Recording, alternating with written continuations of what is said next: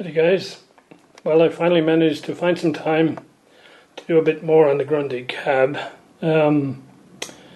So now I've got a bit of a dilemma. At this stage I think it's basically done in terms of the coats of lacquer I want to put on it. And so you start to get a sense of what the finish will look like when it's done.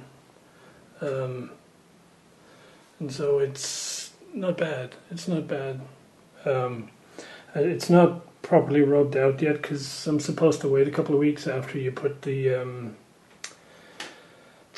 final coats on before you do final rub out. I don't know if I can wait, so I'll probably start fitting the bright work, and yeah, we'll see how it goes. So yeah, we're getting there, but plenty of work to do yet. But at least it now looks like a nice, decent cabinet. It's a far cry from the poor mistreated thing that it looked like when I first got my hands on it. Yep, something tells me it'll be Christmas time by the time I get it finished, but every little bit helps. So there you go.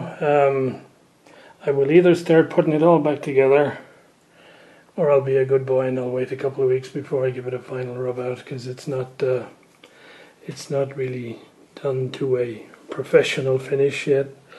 And so we'll see how that goes. Yeah, you can see here that it's not really sanded out or rubbed out to a perfect mirror finish yet. It's a long way there, but it's not fully there. So at least the top here I can do even when the whole thing is back together. So I'll probably just make sure that the sides and the front are done as best I can get them, and then I can always come back to the top once the whole project is up and running. Right folks, it's been a little while, so here's the latest state. I've started putting the cab back together. So as you can see, I've rewired the speakers. I have to just resolder them at each side. The top one's done. And I replaced those rusted staples that were holding all the old cables with something a little less aggressive. And all the mounting screws for this front panel were quite badly rusted, so they've all been rust treated and put back, and they'll look quite decent. So yes, that's the refitting. Having done the spraying work, I've started fitting the bright work back in. So just have a look. So yeah, move the light over. So yes, it's not looking too bad now. So I've refitted all the bright work. Interestingly, the bright work here on the side is solid metal, so I was able to sand that and polish it up nicely, and then just give it a spray of clear coat afterwards. However, the metal on the front here was some sort of a base metal, and it was rather badly damaged along the bottom especially, and up the sides here. So I had to file big chunks of it off that were all dented, and refill it. And unfortunately it's a base metal, so it lost its gold tint. So I basically have resprayed it when I put it back together. Fortunately the speaker grill was okay. It cleaned up pretty well. And as you can see, there's new speaker cloth. The only thing I'm not sure about is in the original, the front metal grill was glued to the speaker cloth, which in turn was glued to this back panel. So the whole thing was very tightly glued together. The speaker cloth is glued to the back panel, but the metal grill on the front here is not actually glued onto the speaker cloth as well, so I just have to hope there aren't any vibration issues. I couldn't figure out a good way to do it, because clearly the way it had been done before is the metal grill had been rolled over a roller that had some glue on it, So just the high points got some little bit of glue on, and then that was put down on top of the fabric. I didn't think I could do a good job of that, so I decided to take a chance.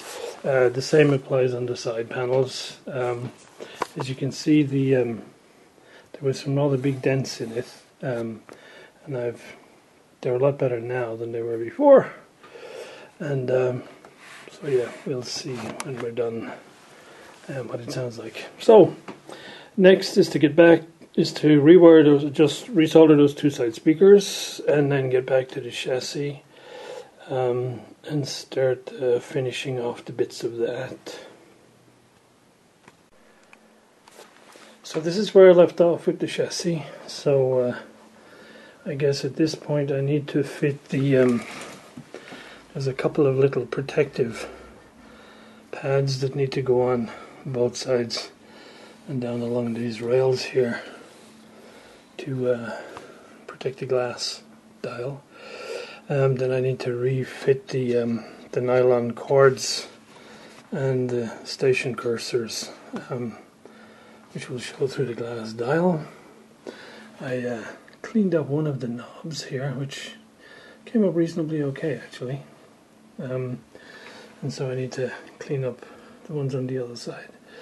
I think I have to tweak the magic eye a little bit. It's off the vertical. And yeah, then we'll be ready to put the glass dial on it and give it a check out before fitting back into the cab. As I said, the glass dial is in not the best of shape, but I'll get it all back together as is for now. And then when I figure out the best method of reproducing a glass dial as big as this one, I'll have a separate project, I think, just to redo the glass dial. Right, let's finish this little beast off. Right, so here I've cleaned up all the knobs, so the bright work on the knobs has been done, and all the rust has been stains have been removed from the plastic, and so I think it'll look a little bit better now. And you can see I've put some little rubber pieces on here to support the dial plate when it's refitted, and I've also put some in the bottom each side here to stop it from resting glass against metal. So next is to fit the cursors. So they've cleaned up pretty well, but you can see the red tape here that runs down the center is the actual cursor marker. That's sort of half unglued, so it doesn't look that good from the front. And the other one, bear with me.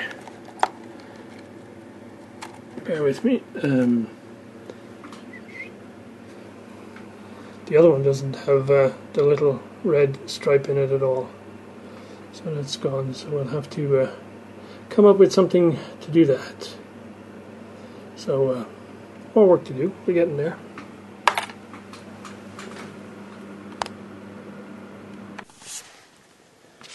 Okay, at this stage I've refitted the cursors, so you can see that the AM one is fine. The FM one I have repainted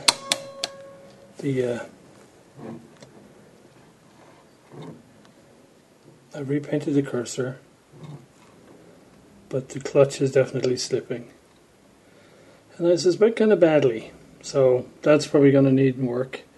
For the bits that are missing on the glass, I just painted it black behind for the moment, since I'm going to be replacing the whole thing anyway at some point. Same over here. I did have some brown paint, and so I tried initially with some brown, but it's far too light. So even though this is a brown, it's almost black. So black is the much less obvious when I do it. Okay, so that's that. Now to put the knobs back on and give it a test. And here we go with the knobs back on. So one more thing I have to do in the cabinet that I sort of forgot about is I completely removed the antenna for FM that was inside the upper surface of the antenna, so I'm going to have to redo that before we put it all back together. So we put the chassis to one side for a while and get back to the antenna on the cab. Right, here's the plan for the replacement for the FM antenna. So inside the upper surface here was basically an aluminiumized coated paper. And so I don't have any of that, so instead I've got 2 sheets of aluminium, which will fit in here, and I will stick with contact adhesive, and then these 2 holes here is where the antenna cable will connect. Now I noticed in the paper that I took out, it ran around the corner and then it ran up the front edge for maybe, I don't know, 15 centimeters or so. Or no, maybe 5 centimeters. To make contact with the with this grill here. And I don't know if that was for antenna purposes or just to stop it building up any static charge or anything. So what I've done is, I'm not going to connect it up now, but I left a little hole on each side of these aluminium plates. If I need to do it later, I can just electrically connect from a piece of wire and run it underneath this panel here, so it's touching against the speaker grill. So that's the plan, and I guess I'll use some sort of contact adhesive to stick these plates on. Let me give that a go. Right, there we go. 2 aluminium plates glued in, wired up. I haven't painted this bar black yet because I think I'll almost certainly get rid of the excess and just have it all the same across. Originally I left it full length or full width here to help straighten out the top because of the bad bow. But I have to cut it out here anyway so the antenna can come out. And I have to cut it here so that the fasteners for the rear, for the back will work. And so I thought, it's probably not, the bits that are left are not contributing too much to the rigidity of the top, so I'll almost certainly cut those off and then paint it black when that's done.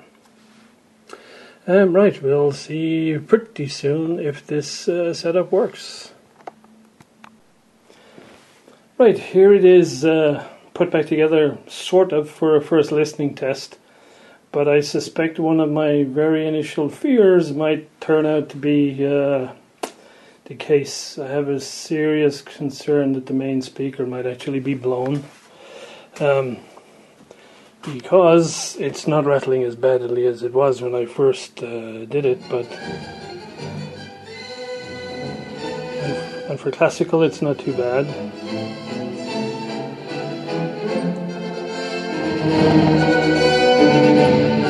You can see it starts to distort very badly.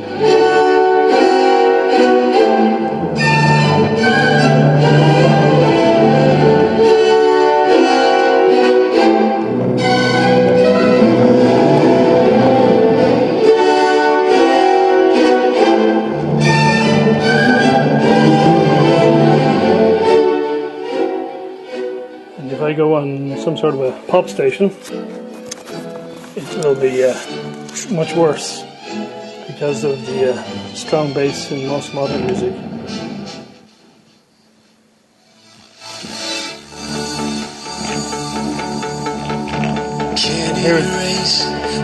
You can hear the vibrations right away.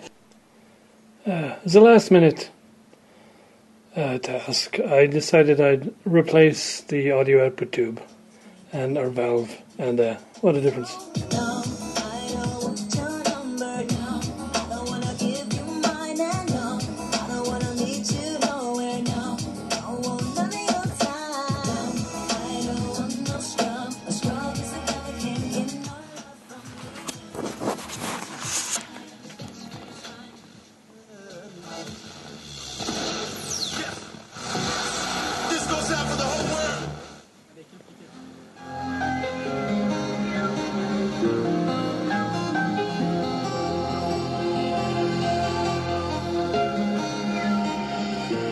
Et c'est Raymond Queneau qui se demande si un arbre pense.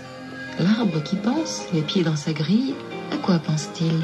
Oh, ça. So we might have made some progress ça, after all. Mais ça, à quoi pense-t-il? So I'll Le chien qui pense, la patte en l'air. test Que this all out. I think oh, I'll ça, oh, mais have to hang the scope on it and put a signal generator in and à quoi pense-t-il?